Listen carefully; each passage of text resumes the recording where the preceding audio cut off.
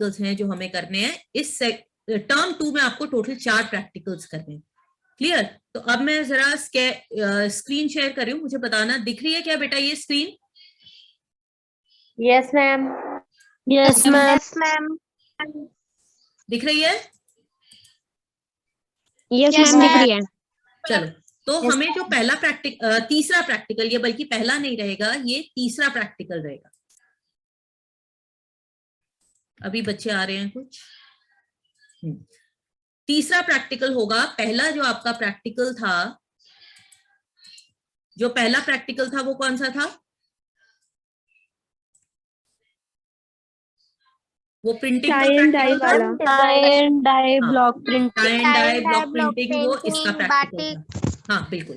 और जो दूसरा प्रैक्टिकल था वो था आपका धब्बे छुड़ाने वाला, धब्बे छुड़ाने, मतलब कि स्किन रिमूवल। ठीक है, तो फर्स्ट टर्म के आपके ये दो प्रैक्टिकल्स थे जो हो चुके हैं। अब हम इसके आगे करेंगे। अभी भी स्टूडेंट्स आ रहे हैं। ठीक है, तो अब हमारा ये वाला जो प्रैक्टिकल जो मैं आपको अब बता रही हूँ वो है हमारा थर्ड प्रैक्टिकल। ओके, सब बच्चों को दिख रहा है? Yes ma'am. No ma'am, screen show नहीं हो रही है। स्क्रीन शो नहीं हो रही है? नो मैम, हो रही है यहाँ पे तो मुझे दिख रहा है कि स्क्रीन शो हो रही है। मैम, हो रही है मैम, दिख रही है हमें तो। दिख रही है ना? इसमें आपको प्रयोग नजर आ रहा है? Yes ma'am. ये जो बेटा मैं प्रयोग आपको दिखा रही हूँ ये एनसीईआरटी की बुक के हैं। आप इसी को ही अपनी कॉपी में करना, जो बुक आपके पास है उसको कंसल्ट करने की जरूरत नहीं है। किसी का बेटा माइक खुला है अपना, प्लीज ऑडियो ऑफ कर दो तो फिर आपको आवाज अच्छी सुनाई देगी।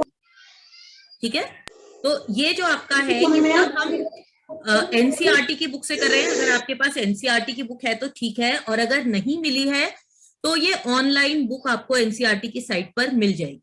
ओके, और वरना मैंने आपको यहाँ पर बताया हुआ है, आप अपनी बुक को कंसल्ट मत करिएगा, एनसीईआरटी की बुक के अकॉर्डिंग हमें काम करना प्रैक्टिकल्स में। Is that clear? सबको समझ आ गया बेटा इतना? Yes ma'am. ओके, तो अब हम देखते हैं कि हमारा थर्ड वाला प्रयोग, यहाँ पर एक लिखा है लेकिन ये हमारा कौन सा प्रयोग है? सेकेंड टर्म में हमारा ये थर्ड प्रयोग। 9th। ओके, और पूरी फाइल में ये जो है आपका ये 9th प्रैक्टिकल है। क्लियर? तो फाइल में ये 9वां प्रैक्टिकल होगा और इस टर्म का जो प्रैक्टिकल है ये थर्ड प्रैक्टिकल है। तो इसमें हमारा सबसे पहले आएगी हमारी विषय वस्तु या ऑब्जेक्टिव, और ये ऑब्जेक्टिव क्या होगा कि किसी भी पद के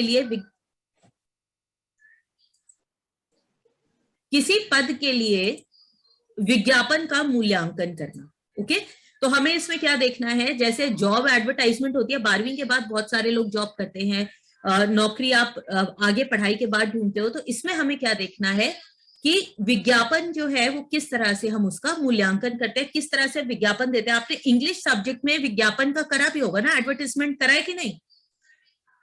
यस मैम। तो जैसे हमने उसमें करा है कि हम विज्ञापन देते हुए क्या क्या चीजें ध्यान में रखते हैं, यहाँ पर हमें क्या करना है। जैसे आपकी मैम, आप जो एडवर्टाइजमेंट इंग्लिश में लिखते हो तो आपकी मैम उसे एनालाइज करके ही तो नंबर देती है कि आपने एडवर्टाइजमेंट कितना अच्छा लिखा है, उसमें हेडिंग लिखी है या नहीं, उसमें क्वालिफिकेशन लिखी है, उसकी जॉब लिखी है, तो ये सारी चीजें वो भी देखती है ना, मैम देखती है। तो यहाँ पर भी हम वही करेंगे कि यहाँ पर जो आपको एडवर्टाइजमेंट कुछ लगाने हैं और उसका मूल्यांकन करना है। तो इसमें आपको काम क्या करना है, समाचार पत्रों में विभिन्न जो हमारी नौकरियां होती हैं, समाचार पत्रों में जो विभिन्न नौकरियों के लिए विज्ञापन है उनका अध्ययन करना है। पदों, शिक्षक, अर्हताओं, आवश्यक कौशल, कार्य अनुभव, वेतन आदि के संबंध में भिन्नता का विश्लेषण करना। मतलब आपको ये देखना है अलग अलग एड्स में क्या क्या चीज किस तरह से लिखी हुई होती है और किस तरह उसमें होना चाहिए। फिर आता है उद्देश्य। उद्देश्य है कि विद्यार्थियों को यह समझने योग्य बनाना है कि किसी संस्था में मानव संसाधन प्रबंधन विभाग की भूमिका क्या होती है। ये जो आपका लेसन है ये मानव संसाधन प्रबंधन का एक हिस्सा है। अब मानव संसाधन प्रबंधन जो है वो आपके कोर्स में नहीं है, लेकिन ये वाला प्रैक्टिकल आपके कोर्स में है। Is that clear? तो थ्योरी में लेसन कोर्स में नहीं है लेकिन प्रैक्टिकल में है। तो मानव संसाधन में जो लोग होते हैं वो नौकरी पे रखते हैं, जो मानव संसाधन मतलब जो भी लोग जहां पर काम कर रहे हैं उनकी क्या जरूरतें हैं, उनको कितनी सैलरीज मिलनी चाहिए, कितनी छुट्टियां मिलनी चाहिए, सबको डिसाइड मानव संसाधन करता है। तो उनकी क्या भूमिका होती है, फिर विभिन्न पदों के लिए विभिन्न पदों के लिए चयन मापदंडों की पहचान करना, मतलब अलग अलग जॉब्स के लिए जब आप अप्लाई करते हो तो उसमें कितनी क्वालिफिकेशन चाहिए। जैसे अगर आप प्राइमरी टीचर के लिए अप्लाई करोगे तो उसमें आपकी अलग क्वालिफिकेशन होगी, अगर आप 9th 10th या 6th 7th 8th के टीचर्स के लिए अप्लाई करोगे तो अलग क्वालिफिकेशन होगी। जैसे यहाँ पर दिया हुआ है पीईटी या लैब असिस्टेंट, अगर मैंने यहाँ पर लिखा है तो उसकी रिक्वायरमेंट ये लिखा है ना, नर्सरी टीचर की अलग होगी, पीईटी या लैब असिस्टेंट की अलग रिक्वायरमेंट होगी, इंग्लिश टीचर की अलग होगी, अगर डांस टीचर है तो उसकी अलग होगी, योगा टीचर है तो अलग होगी। तो अलग अलग पोस्ट के लिए क्या क्या मानदंड की है ये हमें पहचानना है। और एक जैसे पदों को जो अलग अलग कंपनियां उनके विज्ञापन देती हैं तो उनमें अंतर क्या क्या है। जैसे ये दोनों टीचिंग के एड्स हैं, लेकिन इन दोनों में क्या फर्क है, कितनी सैलरी दे रहे हैं, क्या क्या रिक्वायरमेंट्स है, कब डेट है, ये सब आपको इसमें एनालाइज करना है। Is that clear? ये इसके हमारे उद्देश्य हैं जो हमें यहाँ पर करने। समझ में आया बेटा हमें करना क्या है यहाँ पर? यस मैम जी। ठीक है, अब हम अगले पे चलते हैं, अभी तो स्टूडेंट्स आ ही रहे हैं। अब इस प्रयोग में हमें क्या करना होगा कि कक्षा को 6 समूहों में बांटेंगे। अब 6 समूह है या नहीं ये आप अपने आप देख लो, अगर आप ग्रुप में नहीं कर पा रहे हो तो आप अकेले भी कर सकते हो, और वरना आप अपने फ्रेंड्स के साथ फोन पे ग्रुप बना लो, सब काम फोन पे होगा। ओके, हर ग्रुप जो है एक विभिन्न व्यवसाय चुन सकता है, मतलब आप, और अगर आपका ग्रुप नहीं है तो आप अलग अलग तरह के 2 या 4 व्यवसाय चूज करेंगे। जैसे कोई टीचिंग का हो सकता है, कोई मार्केटिंग का हो सकता है, जैसे यहाँ पर आप देख रहे हो कोई टीचिंग का है, कोई यहाँ पर मार्केटिंग का हो सकता है, content writing, advertising, video editor होना, या फिर सेल्स का हो सकता है, फिजिशियन डॉक्टर का हो सकता है। कोई भी आपको 3 या 4 तरह की एडवर्टाइजमेंट्स लेनी है, और उसके बाद उन समूहों में आपको न्यूज़पेपर में, ऑनलाइन, अब आपको ऑनलाइन भी बहुत सारे एड्स मिल जाएंगे, उनका आप प्रिंट आउट निकालोगे, 5 से 6 विज्ञापन आप इकट्ठे करोगे। ओके, और ये सारे विज्ञापन आपकी फाइल में होने चाहिए, चाहे वो आपके विज्ञापन हो या उनकी फोटोकॉपी, आप कुछ भी लगा सकते हो, आप प्रिंट आउट ले सकते हो। Is that clear? और एक समूह में मानव संसाधन प्रबंधन विभाग से संबंधित पदों के लिए विज्ञापन इकट्ठे करने हैं आपको, और इनको इकट्ठा करने के बाद इन सबको स्टडी करना। तो सभी समूह विभिन्न कंपनियों द्वारा विज्ञापन व्यवसाय के लिए एक समान आवश्यकताओं का अध्ययन करेंगे। अगर आपके 6 फ्रेंड्स हैं तो आप सब अलग अलग देख सकते हो कि क्या क्या रिक्वायरमेंट्स है।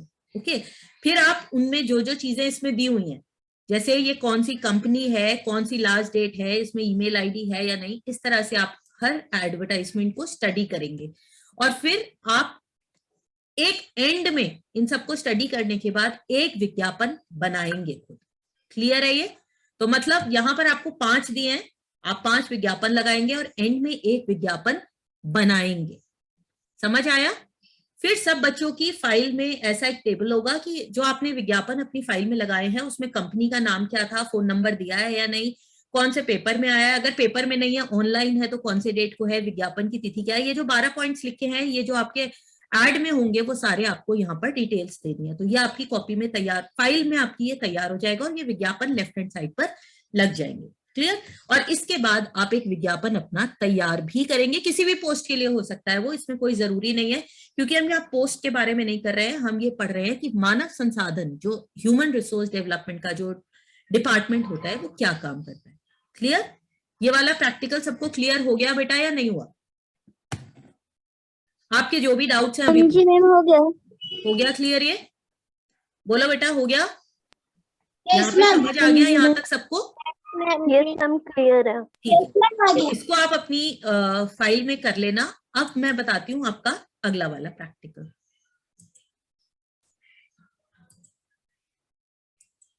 ये मैंने आपको बता दिया था कि हमें जो है व्यवसाय का नाम करना है, और बेटा ये ध्यान रखना कि एंड में जो टिप्पणी है वो देनी बहुत जरूरी है, ये ना हो कि आप टिप्पणी को छोड़ दो। ठीक है, ये एंड में आपको टिप्पणी दी गई है ना, सूची में अधिक विशेषताएं जोड़ी जा सकती है, मतलब कि आप चाहो तो इसमें लिस्ट में ये जो 12 पॉइंट्स हैं ये 12 ही पॉइंट्स होने जरूरी नहीं है, आप इससे ज्यादा पॉइंट्स भी दे सकते हैं। Is that clear?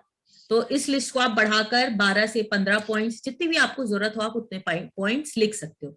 अगर यहाँ पर सैलरी नहीं दिया हुआ है या कोई ऐसा पॉइंट है जो आपके ऐड में था और यहाँ पर नहीं है तो आप उसको ऐड कर सकते हो। ठीक है, फिर इसके बाद जो हमारा अगला आता है वो है ये वाला। यहां पर हमें क्या करना है, इसका विषय वस्तु क्या है? उपभोक्ता शिक्षा और संरक्षण के लिए पर्चा या पुस्तिका आपको तैयार करनी है। तो यहाँ पर आपको पैम्फलेट बनाने हैं। आपने कई बार देखा होगा पेपर के साथ आपके पास पैम्फलेट आते हैं ना, घर में अखबार आता है उसके साथ पैम्फलेट आते हैं। कई बार आप अपना दरवाजा खोलते हो तो बाहर पैम्फलेट लगे होते हैं। कई ट्यूशन सेंटर वाले, बहुत सारे लोग पैम्फलेट्स बनाते हैं।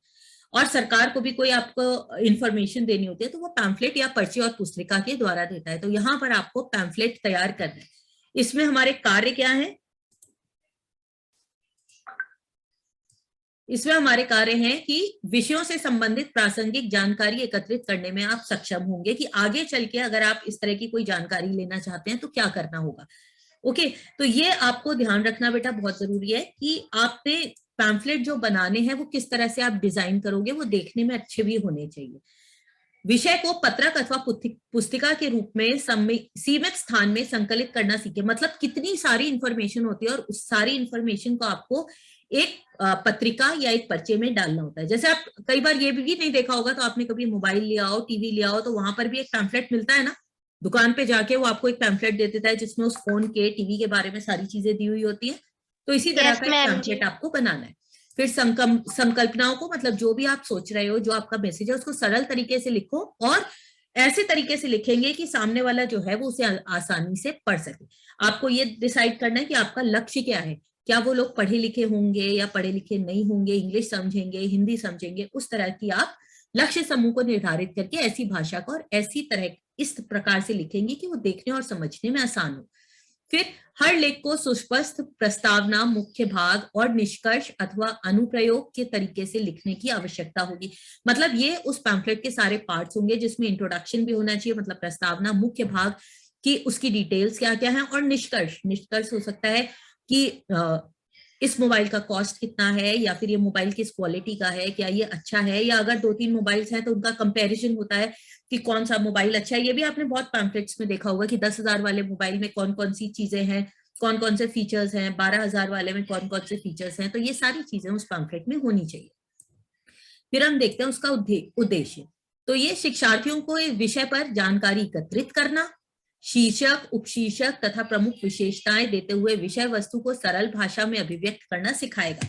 तो ये किस लिए बनाया गया है? इसका उद्देश्य क्या है कि जो भी स्टूडेंट्स हैं उन्हें अपने जो भी इंफॉर्मेशन वो इकट्ठी कर रहे हैं उसे टॉपिक, सब टॉपिक, उसमें क्या क्या इंफॉर्मेशन देनी है, क्या पॉइंट्स लिखने हैं, इसके बारे में जान सके। और विद्यार्थी जागरूकता अभियान के लिए पर्चा और पैम्फलेट तैयार करने की कला को समझ लें। तो ये कला आपको कौन सी सीखनी है कि किस तरह से हम पैम्फलेट्स को तैयार करते हैं, अपनी इंफॉर्मेशन लोगों तक पहुंचाते हैं। और यहाँ पर जो हमारा टॉपिक है वो है उपभोक्ता शिक्षण पर जागरूकता उत्पन्न करना। ये आपका लास्ट लेसन है और अगर आप ध्यान दो तो ये हमारी फाइल का लास्ट प्रैक्टिकल होगा, 10वां प्रैक्टिकल। ठीक है, 6 प्रैक्टिकल्स हमने पहले करे थे, फिर 7 और 8 हमारे वस्त्र विज्ञान के थे, 9वां प्रैक्टिकल जो अभी ऐड वाला था, और ये है हमारा 10वां प्रैक्टिकल। क्लियर? फिर हम आते हैं प्रयोग किस तरह से आपको करना है। बेटा ये एनसीईआरटी की बुक का है, मैं आपको फिर से बता रही हूँ, आप इसी बुक को फॉलो करो, यही आप अपनी कॉपी में लिखो, कोई और बुक की आपको जरूरत नहीं है। कक्षा को 5 समूहों में बांटा जा सकता है। अगर आपकी क्लास में जो हमने लास्ट टर्म में ग्रुप्स बनाए थे अगर वो हैं तो ठीक है, वरना आप इंडिविजुअली अपनी 2 या 3 जितने फ्रेंड्स हो आप उस तरह से भी कर सकते हो। और हर समूह जो है एक विषय पर काम कर सकता है। वैसे आपको जब पैम्फलेट ही बनाना है तो कोई जरूरी भी नहीं है, आप अपने 5 पैम्फलेट्स बनाकर बुक में अपनी फाइल में लगा सकते हो। आपके टॉपिक क्या होंगे? उपभोक्ता संरक्षण, उपभोक्ता अधिकार, उपभोक्ता का दायित्व, मानकीकरण के चिन्ह और उपभोक्ता की शिकायतों के निवारण। अगर आप देखो तो ये 5 टॉपिक्स हैं यहाँ पर, उपभोक्ता संरक्षण, उपभोक्ता अधिकार, उपभोक्ता के दायित्व, मानकीकरण चिन्ह और उपभोक्ता की शिकायतों का निवारण। ये 5 टॉपिक्स हैं जिसके बारे में हम लास्ट लेसन जब हम करेंगे तो पढ़ेंगे। ओके, अब प्रत्येक समूह में दिए गए विषय की प्रस्तावना आपको डिसाइड करनी है, मुख्य भाग और निष्कर्ष को सरल शब्दों में आपको लिखना है। फिर आप उसे अपनी मैम से, आप मतलब मेरे से अपनी जो अभी आपने काम किया है वो आप मेरे को दिखा देना, या मेरे को आप ऑनलाइन भेज देना, मैं आपको ऑनलाइन डिटेल्स बता दूंगी। और अगर स्कूल खुल जाते हैं तो कोई प्रॉब्लम ही नहीं है। फिर विषय वस्तु को पर्चे अथवा पैम्फलेट के रूप में विद्यालय और समूह के सदस्यों के नाम लिख सकते हो। अगर आप ग्रुप में कर रहे हो, अगर इंडिविजुअली कर रहे हो तो अपने पैम्फलेट्स बनाओ और उसे अपनी फाइल में लगा दो। और जब स्कूल खुलेगा तो विद्यार्थियों को बताएं, इसे फोटो कर लें, फोटोकॉपी नहीं बेटा, आपको कोई फोटो और फोटोकॉपी कुछ नहीं कराना है। आप अपनी, अगर आप ग्रुप में कर रहे हैं तो बाकियों की फोटोकॉपी, अदरवाइज आप सारे अपने पैम्फलेट्स बनाओ। सारे पैम्फलेट्स जो है वो कलर्ड होने चाहिए, कोई भी ब्लैक एंड व्हाइट पैम्फलेट्स आप मत बनाइएगा। कलर्ड शीट लो या उस पर डिजाइन बनाकर आप अपने पैम्फलेट्स को बना सकते हैं। ओके, ठीक है बेटा? यस मैम जी। Yes ma'am. ठीक है, यस मैम। ओके इसके मैम। बाद ये जो पैम्फलेट्स हैं बेटा, ये अलग अलग तरीके से हम बना सकते हैं। पैम्फलेट जो है वो एक पन्ने का भी हो सकता है, पैम्फलेट जो है वो फोल्डेड भी हो सकता है, पन्ना वो जो एक पन्ने का भी हो सकता है, जो दोनों तरफ छपा हुआ हो। तो आपको तो सिर्फ एक तरफ दिखानी है, दो तरफ से आपको दिखाना ही नहीं है। तो पैम्फलेट जो है वो एक तरह का भी हो सकता है, पैम्फलेट जो है वो फोल्डेड भी हो सकता है। जैसे अगर आप यहाँ पर देखो तो ये वाला जो पैम्फलेट है ये फोल्डेड है, ये वाले जो पैम्फलेट्स हैं ये भी अलग अलग तरह से फोल्डेड है। ये वाला जो पैम्फलेट है, ये वाला जो पैम्फलेट आप देख रहे हो ये फोल्डेड नहीं है, ये पूरी एक ही शीट है। तो आप इस तरह का भी बना सकते हो। पैम्फलेट जो है वो 2 तह वाला भी हो सकता है, पैम्फलेट जो है वो 3 तह वाला भी हो सकता है। 2 तह वाले ब्रोशर में 4 पैनल बनते हैं। जैसे अगर आप इसमें देखो तो इसमें आपको 6 दिखेंगे। ये हमारे पास 3 तह वाला है ना, पहला, फिर दूसरा तह ये है और तीसरा तह ये है। अब इसमें 6 तह क्यों बने? पहली साइड ये हो गई, दूसरी ये है और तीसरी है, और 3 इसकी बैक साइड पर, तो 6 पार्ट्स हो गए। आप चाहो तो 2 पार्ट्स ले लो, आप चाहो तो 6 पार्ट्स ले लो, आप चाहो तो सिंगल पैम्फलेट भी ले सकते हो। जो 3 तह वाला है उसमें 6 पैनल्स बनेंगे। तो आपको उसी तरह से डिजाइन करना है, आप जिस भी तरह का पैनल या पैम्फलेट बना रहे हो। आप सिंगल शीट वाला भी बना सकते हो, आप डबल शीट वाला भी बना सकते हो, आप 3 फोल्ड वाला भी बना सकते हो, और फिर आपको उसे अपनी फाइल में पेस्ट करना है। इज दैट क्लियर बेटा? ब्रोशर आपको कैसे बनाना है, ब्रोशर व पैम्फलेट। टॉपिक भी आपको मैंने बता दिए, आपको हर टॉपिक पे नहीं बनाना है, आपको कंज्यूमर या फिर उपभोक्ता से रिलेटेड ही बनाना है। और एक बार फिर से मैं आपको बता देती हूँ कि आपके 5 टॉपिक को कौन कौन से थे। आपको इनमें से कोई टॉपिक लेने हैं, उपभोक्ता संरक्षण, उपभोक्ता का अधिकार, उपभोक्ता के दायित्व, मानकीकरण चिन्ह और उपभोक्ता की शिकायतें। या आप इन 5 पर भी एक एक बना सकते हो। एक पैम्फलेट बना लो आप 5 के ऊपर, वो मेरे ख्याल से बेस्ट रहेगा। और अगर आप ग्रुप में कर रहे हो तो आप आपस में भी डिवाइड कर सकते हो। ठीक है बेटा? Okay ma'am. Yes ma'am ma'am. Pamphlet को अलग अलग भी बना सकते हैं ना हाँ बेटा बोलो, क्या कह रहे हो? मैम? जो ये टॉपिक है 5 इन 5 का भी अलग अलग बना सकते हैं बेटा ना? 5 पे अलग अलग ही तो बनाओगे, क्योंकि ये 5 टॉपिक्स तो अलग अलग है, तो आप 5 पे अलग अलग बनाओगे। Okay ma'am. ठीक है, और अगर आपका ग्रुप है तब भी Okay. आपकी फाइल में 5 होने चाहिए। फिर आप ये कर सकते हो, अगर किसी और बच्चे ने बनाया है तो उसका प्रिंट आउट ले लो। मैम और अगर आप खुद ही बना रहे हो तो 5 बना लो। इसीलिए मैंने आपको अभी टाइम दे दिया है, क्योंकि अभी आपके पास काफी टाइम है, अभी आप कर सकते हैं। मतलब सिर्फ 5 टेम्पलेट बनेंगे ना? हाँ 5 पैम्फलेट। अब सुन लो पैम्फलेट्स में क्या क्या होना चाहिए। मेरे ख्याल से ये भी आपने अपने इंग्लिश की उसमें किया होगा, इंग्लिश के सिलेबस में ये भी। तो हम पहले एक बार देख लेते हैं क्या क्या आपको करना है इसमें। पैम्फलेट में हेडिंग होनी चाहिए, हेडिंग के बाद सब हेडिंग होगी, फिर पाठ्य सामग्री, मतलब जो इंफॉर्मेशन आप देना चाह रहे हो। जैसे कि अगर मैं उपभोक्ता जागरूकता, जागो ग्राहक जागो वाला कर रहे हैं, तो उसमें हमारा शीर्षक क्या है कि आप कौन सी चीज के बारे में जागरूक करना चाहते हैं। फिर उसमें उपशीर्षक हो सकता है कि उसका सब टॉपिक आप क्या ले रहे हो। जैसे आप मान लो मिलावट ले रहे हो, तो मिलावट किस तरह की होती है, क्या क्या है।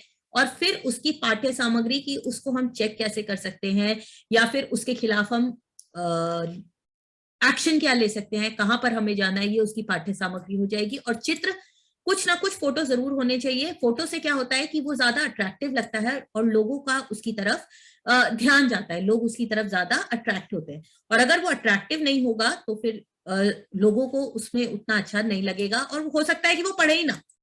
तो अगर हमें उसे पढ़वाना है तो फिर हमें क्या करना पड़ेगा, हमें कोशिश करनी होगी कि वो इतना अट्रैक्टिव बने कि लोग उसे पढ़ें। तो इसलिए हम फोटो का उपयोग उसमें करते हैं। और पाठ्य सामग्री और ये जो फोटो है ये एक दूसरे के पूरक होने चाहिए। ये नहीं है कि आपने फोटो अलग बना दिया और पाठ्य सामग्री अलग है। तो फोटो और पाठ्य सामग्री दोनों एक दूसरे के पूरक होने चाहिए। और जो भी आपका लक्ष्य श्रोता है, मतलब जिसको भी आपको बांटने वाले हो, ऐसे होने चाहिए जो उसको आसानी से समझ में आ जाए। पाठ्य सामग्री ऐसी होनी चाहिए जो कि श्रोताओं का ध्यान आकर्षित करे, पॉइंट्स में होना चाहिए। ये नहीं है कि आपने इसको पैराग्राफ में लिख दिया। पैराग्राफ कौन पढ़ता है? आपके पास कोई पैम्फलेट आता है तो क्या आप उसे पढ़ोगे? अगर आप उसे पॉइंट्स में देते हो, बड़ा बड़ा लिखते हो और क्लियर करते हो, सबके साथ एक एक फोटो बना देते हो, तो फिर आसान होगा। और एक पर्चे में सिर्फ एक विषय होना चाहिए। ये नहीं है कि आपने एक ही पर्चे में जागो ग्राहक जागो भी बना दिया, कंज्यूमर प्रोटेक्शन एक्ट जो है वो भी बना दिया, ऐसा कुछ नहीं। हर एक जो आपका पैम्फलेट है उसमें एक ही संदेश होना चाहिए। क्लियर? शीर्षक जो है वो आपका सबसे महत्वपूर्ण भाग होता है। ये तो आपको पता होगा टॉपिक क्या होता है, ये आपने इंग्लिश और हिंदी दोनों में किया हुआ है। और ये संक्षिप्त होना चाहिए, जो एक नजर में ही दिख जाए। जितना छोटा और प्रभावशील आपका शीर्षक होगा, उतना ही आप उम्मीद कर सकते हो कि लोग आपके पैम्फलेट को पढ़ेंगे। उपशीर्षक तब आप यूज करोगे जब आपकी शीर्षक के कुछ पार्ट्स हो। अगर शीर्षक है आपका कंज्यूमर प्रोटेक्शन एक्ट या फिर क्या था वो, उपभोक्ता जागरूकता, तो जागरूकता के कौन कौन से टॉपिक्स हैं, आप उसमें कौन सा वाला हिस्सा कवर करने वाले हो, ये सारी चीजें आपकी उपशीर्षक में आ सकती है। तो पैम्फलेट इनमें से किसी एक पे हो सकता है। उपभोक्ता संरक्षण अधिनियम, अब जैसे उपभोक्ता संरक्षण अधिनियम की बात करें तो इसमें भी कई सारे पॉइंट्स हैं। आप सारे पॉइंट्स, या तो आप सारे जो अधिनियम के मेन पॉइंट्स है वो ले सकते हो, या फिर आप उपभोक्ता के अधिकार ले रहे हो तो सारे अधिकार भी ले सकते हो, और सिर्फ एक अधिकार के बारे में डिटेल्स भी बता सकते हो। फिर है उपभोक्ता के दायित्व। उपभोक्ता के दायित्व क्या है, उसके लिए क्या क्या करना है, और उन दायित्वों का किस तरह से उसे निर्वाह करना चाहिए। फिर आता है आपका मानकीकरण चिन्ह। मानकीकरण चिन्ह कौन कौन से होते हैं, ये तो मैंने आपको क्लास में भी करवाया हुआ है। मानकीकरण चिन्ह कौन कौन से होते हैं, ISI जब हमने लेबल करा था, ISI, FPO, आपने इंटरनेशनल निशान भी करे थे जिनमें था कोडेक्स एलिमेंटेरियस, ISO। तो मानकीकरण चिन्ह कौन से हैं, यहाँ पर आप इंडिया वाले लेने की जरूरत है, इंटरनेशनल लेने की जरूरत नहीं है। और उपभोक्ताओं की समस्याएं या क्षतिपूर्ति क्या है। तो एक तरह से ये हमारे चारों प्रैक्टिकल्स हैं जो हमें सेकेंड टर्म में करने हैं। मैंने आपको शुरू में एक बेसिक आउटलाइन दे दी है ताकि आपको कोई प्रॉब्लम ना आए। ओके, अब आप अपनी फाइल के बारे में आपस में भी डिस्कस कर सकते हो, मुझसे भी पूछ सकते हो, और अपनी फाइल को आगे बढ़ाना शुरू कर सकते हो। इज दैट क्लियर बेटा? अब आप में से अगर किसी को कोई भी डाउट है इन दोनों प्रैक्टिकल्स में या किसी भी प्रैक्टिकल में जो हमने अब तक करा है, तो आप मुझसे भी पूछ सकते हो। हम प्रैक्टिकल 9 एक बार फिर से बता दो, उसमें क्या करना है? बेटा प्रैक्टिकल 9 जो था आपका, उसमें आपको एडवर्टाइजमेंट लेने हैं, जॉब वाले एडवर्टाइजमेंट्स लेने हैं, और उनका एनालिसिस करना है कि कौन सी कंपनी का है, उस कंपनी का जो था कौन सी पोस्ट के लिए है, हर पोस्ट की क्या क्या जरूरतें होती हैं, उसमें कंपनी का नाम दिया हुआ है, फोन नंबर दिया हुआ है, विज्ञापन की तिथि क्या थी। इस बेसिस पर आप उन सब एडवर्टाइजमेंट्स को एनालाइज करोगे और एक एडवर्टाइजमेंट आप खुद से बनाओगे। समझ आ गया बेटा? Yes ma'am. और कुछ? मैम एक चीज पूछ रही थी मैम, जो मतलब मैम जो हमने बाटिक वाला ये क्या था मैम प्रैक्टिकल, उसमें मैम कैसे करना है मतलब? हाँ,